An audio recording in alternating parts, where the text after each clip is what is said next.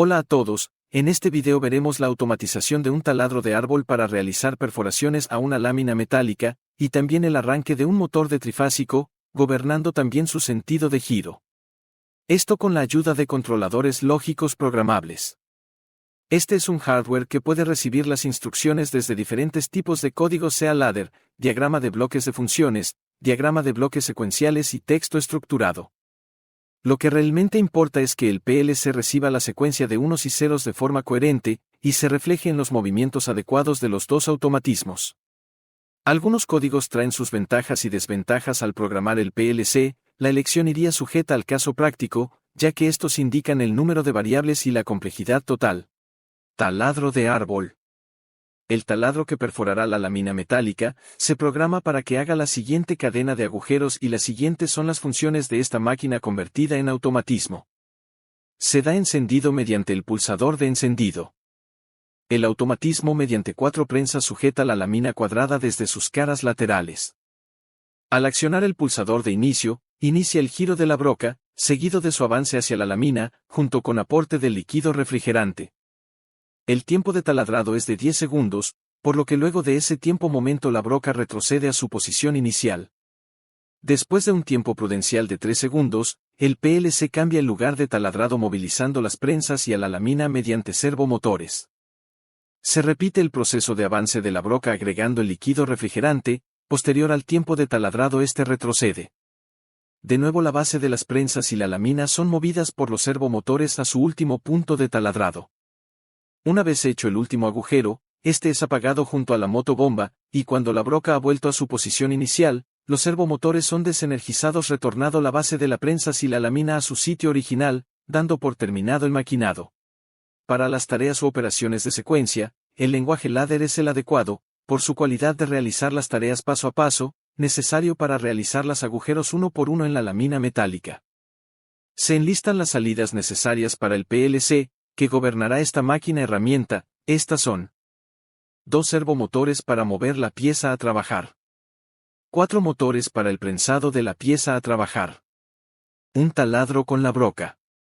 1 servomotor para dirigir el avance del taladro. 1 motobomba para agregar el líquido refrigerante a la broca. Y como entradas del PLC se requieren y se enlistan: un interruptor de paro de emergencia, un pulsador de encendido, un pulsador para prensar la lámina, y un pulsador de inicio del proceso de maquinado. Conexiones de entradas y salidas del PLC.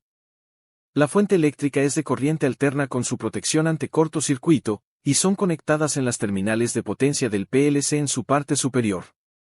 A un lado de estas terminales de entrada, se puede ver que de izquierda a derecha, está primero el interruptor de paro de emergencia, le sigue el pulsador de encendido, el pulsador de prensar la lámina y por último el pulsador de iniciar proceso de taladrado. En la parte inferior del PLC, se encuentran las salidas a los contactors, los 4 primeros son para prensar la lámina, los 2 siguientes para encender el taladro, su avance y retroceso, y los últimos 2 contactors corresponden a los servomotores que movilizan la lámina a los puntos de taladrado. Estas son las configuraciones externas del PLC.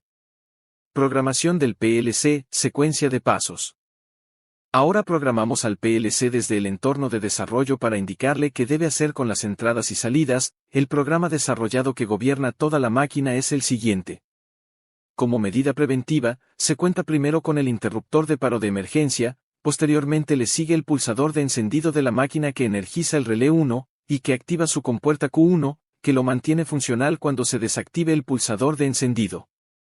Una vez colocada la lámina a perforar, lista para prensar desde sus 4 caras laterales, se puede accionar el pulsador de sujetar pieza, que en unión con la compuerta Q1 del relé 1, activan el relé número 2, que activa sus compuertas correspondientes a las salidas a los servomotores de sujetar la pieza, desde sus 4 caras laterales. Una vez la pieza está en su sitio, se puede activar el pulsador iniciar, que en unión con la compuerta Q2 del relé 2, energizan el relé número 3 y este con su compuerta Q7, energizan la salida para activar el taladro. Este relé mediante su otra compuerta acciona un temporizador a la conexión, este se programa a 3 segundos después de su activación, para enviar la señal de activar su compuerta T001, hacia la salida a encender la motobomba que aporta el líquido refrigerante, esto para proteger la broca ante el maquinado.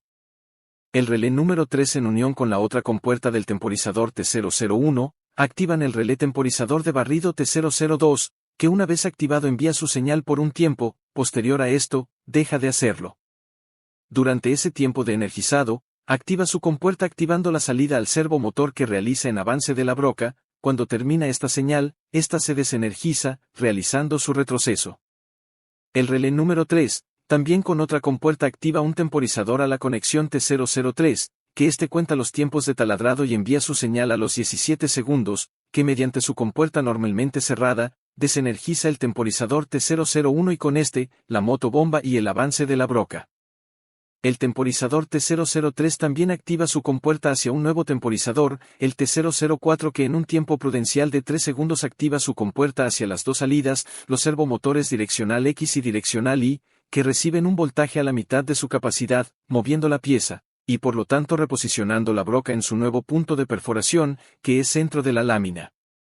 El temporizador T003 con otra compuerta acciona el también temporizador a la conexión T005, en un nuevo tiempo prudencial del reposicionamiento de la broca, en un tiempo de 8 segundos.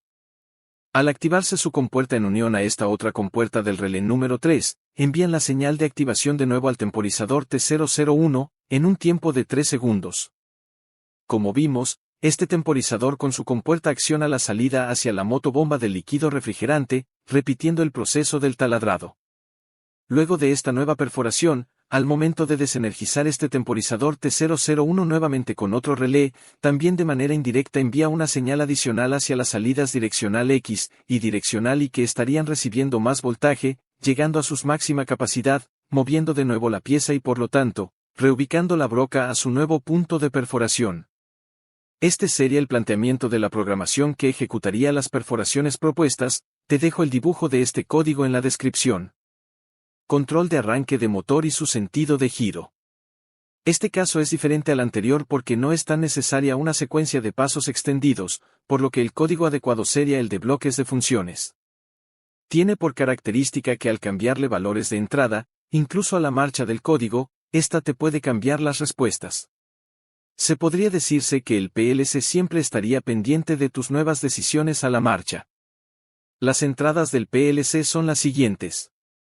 Todo el circuito está protegido por el breaker, como entradas en la parte superior del PLC, de izquierda a derecha se tiene primero el paro de emergencia, le sigue el pulsador de arranque, este no puede ser efectivo si no se activa sea el pulsador de giro a la derecha, o el pulsador de giro a la izquierda, y por último está el pulsador de detener el motor, este debe ser accionado antes de cambiar el giro del motor.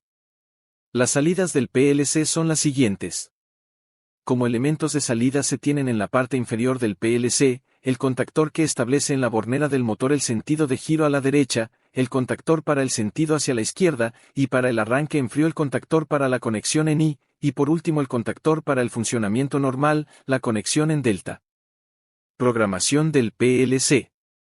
El planteamiento de este automatismo es el siguiente. Están las entradas del pulsador de arranque, los pulsadores de sentido izquierda o derecha, y el pulsador de detener, siendo 4 entradas. Realizando la tabla de verdad de este automatismo, se pueden ver las posibilidades al utilizar los pulsadores. Nos fijamos que el motor inicia su marcha sea a la izquierda o a la derecha solo en 2 circunstancias. Convenientemente a estos dos valores de 1, se obtienen las expresiones de suma de productos, en donde los valores de entrada de 1 pasan sin negación, pero los valores de entrada 0, pasan con su negación. Se obtiene así esta expresión booleana, que es la que gobernará el arranque del motor y el cambio de su sentido de giro. En el entorno de desarrollo se suben las expresiones, esta primera corresponde a la que indica el giro a la derecha.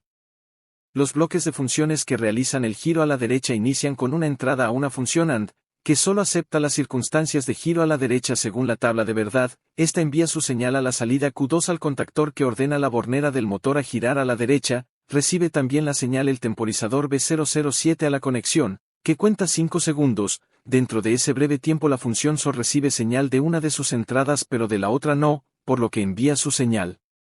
La señal de la función SOR llega a la salida Q3, que sentencia una conexión en Y del motor, esto para mejorar la eficiencia del arranque.